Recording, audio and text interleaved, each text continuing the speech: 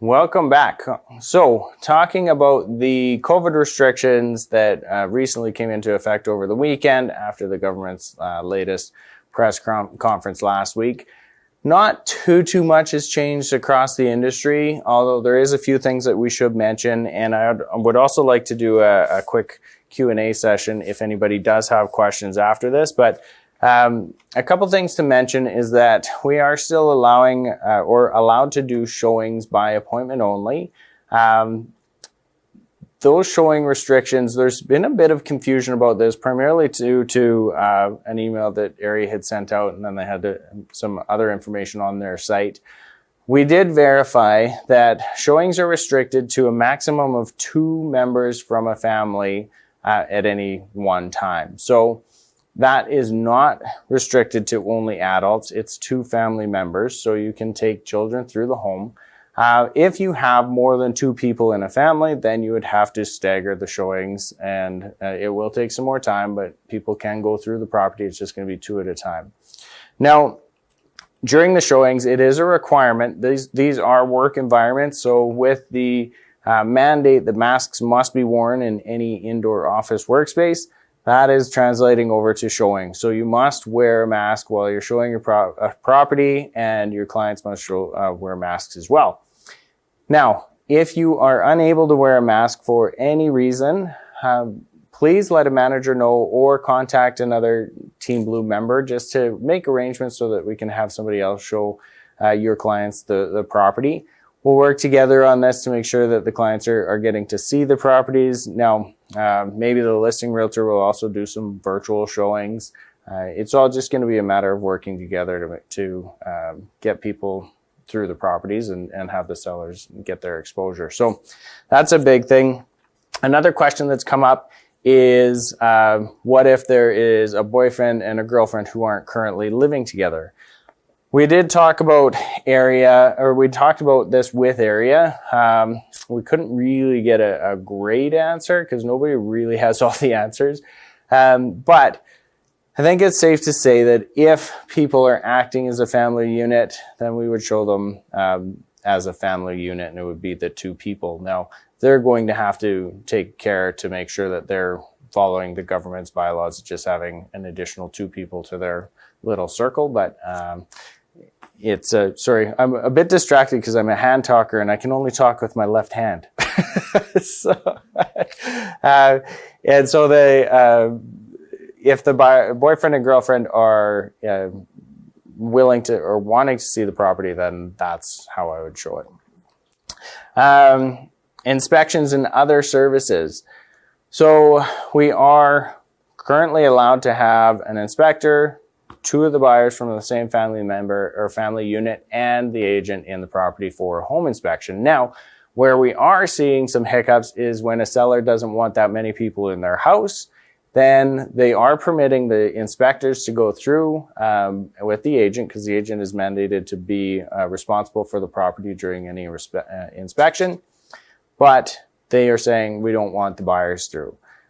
This is a legal instruction from the seller. The seller has complete discretion as to who goes into their property during COVID. So in these circumstances, we would look for a compromise. We would talk with the inspector to see if there's any time that, or any way they could do a FaceTime, or perhaps they do a meeting at the end and we request from the seller, maybe they just do a quick walkthrough with the buyers to show them any concerns.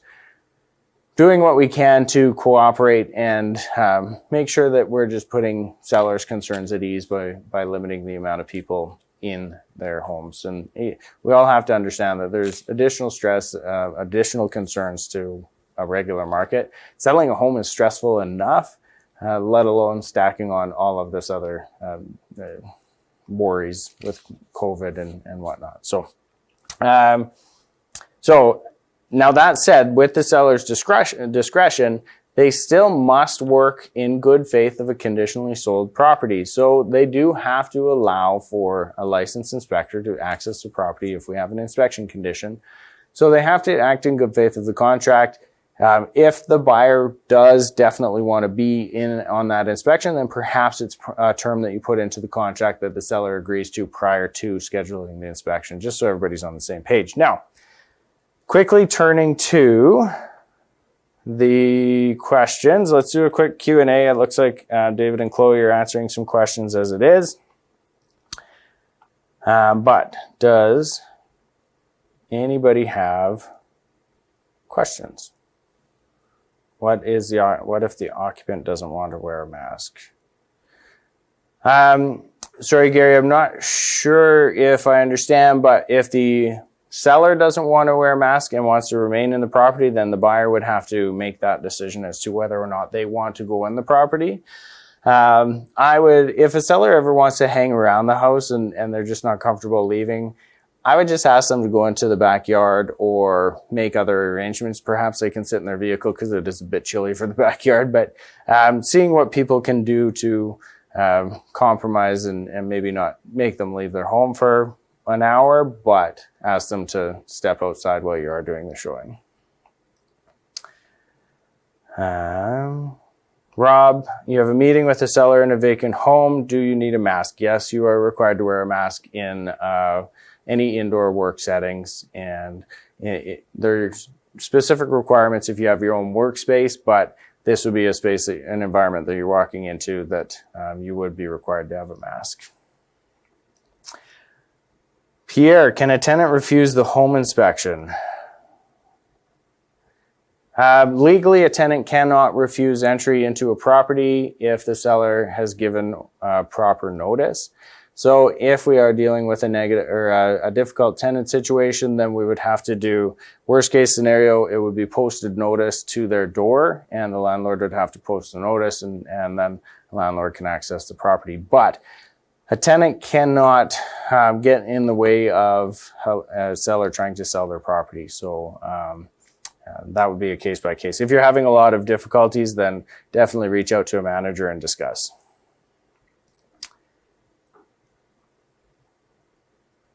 Graham, I could hitchhike across Canada with this. I just have to make sure I'm going in the right direction. Patrick, so for home inspection, it can only be you and the inspector, correct? No, that's not correct. So a buyer can, in fact, attend. It would be by appointment only. Everybody would have to do their socially distance, wear masks, take proper safety protocols. But if the seller is okay with it, then the buyers can go in with an inspector and the agent. Sitting outside the property. So during an inspection, and this is across Alberta, it's a RECA requirement for the agents to attend the any home inspection because you are responsible for securing the property. Now, that doesn't mean that you have to be inside the whole time or follow the inspector around, but it does mean that you have to be on the property at some point. Maybe you are sitting in your car waiting for the inspection to finish, but you have to make sure that you are there for the entire duration of the inspection and open and lock up the property for the applicable inspector. Jasmeet, what if two friends from separate households as investors looking for investment property? Are they allowed to be in the property together? No, they are not. You cannot have people more than two members from one family unit as defined by COVID. So in that circumstance, you would have to take them through the property at two separate times. Jordan, with the focus being on masks, some listings say gloves must be worn. Is this enforceable? Do they have those latex gloves, or can anything be worn?